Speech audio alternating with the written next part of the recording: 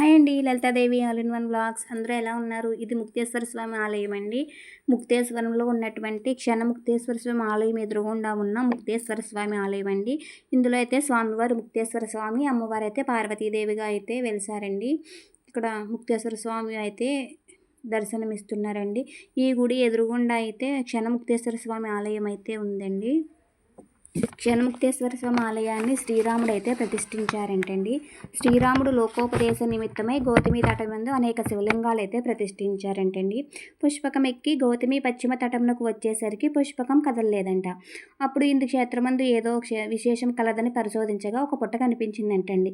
దానిని ఛేదించి అందు తపము ఆచరించినటువంటి ఒక స్త్రీని చూసి నువ్వు ఎవరని అడగగా ఆమె తన వృత్తాంతం అంతటినీ ఈ విధంగా వివరించిందంటండి. ఉత్కల దేశమందు ఓంటపుండ్రకమని పేరు గల నగరంలో సోమశర్మ అని ముని ఉండేవాడు. అతని కుమారుడు జయభద్రుడు.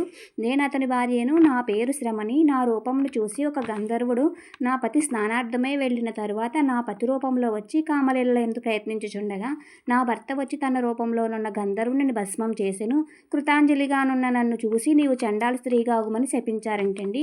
నేను శాపగ్రస్తురాలైన నేను మా మామగారి వద్దకు వెళ్ళి మొరపెట్టుకొనగా వారు దివ్య దృష్టితో జరిగినదంతా తెలుసుకుని గౌతమి నదిలో స్నానమాత్రముచే పాప పరిహారమగును. శివ అని ఘోర తపము చేయుట వలన నీవు త్రేతాయుగంలో శ్రీరామచంద్రుని దర్శన భాగ్యముచే నీవు ముక్తి పొందగలవని చెప్పి వెళ్ళిపోయారంటండి. అది మొదలు ఇప్పటి వరకు నేను తపస్సు చేయుచున్నానని చెప్పిందంటండి. అంతటా శ్రీరాముడు ఈశ్వరుని ప్రార్థించగా ఈశ్వరుడు ప్రత్యక్షమై శ్రీరాముని ఆలింగనము చేసుకొని అంతటా శ్రీరాముడు ఈశ్వర ఈ శ్రమనికి సాయించే ముక్తిని ప్రసాదించమని అడగగా ముక్తి ఇమ్మని సర్వజనులు నిన్ను చూసిన క్షణకాలంలోనే ముక్తునందుదురు అని వరము ప్రసాదించమని ప్రార్థించి ఒక శివలింగాన్ని ప్రతిష్ఠించారంటండి. అందువలన ఈ క్షేత్రం క్షణముక్తీశ్వర క్షేత్రముగా అయితే వెలుగొందంటండి. ఇది వచ్చి ముక్తిగుండము. ప్లీజ్ ఛానల్ సబ్స్క్రైబ్ చేసుకోండి. మీకు కనుక నచ్చినట్లయితే ప్లీజ్ సబ్స్క్రైబ్ చేసుకోండి.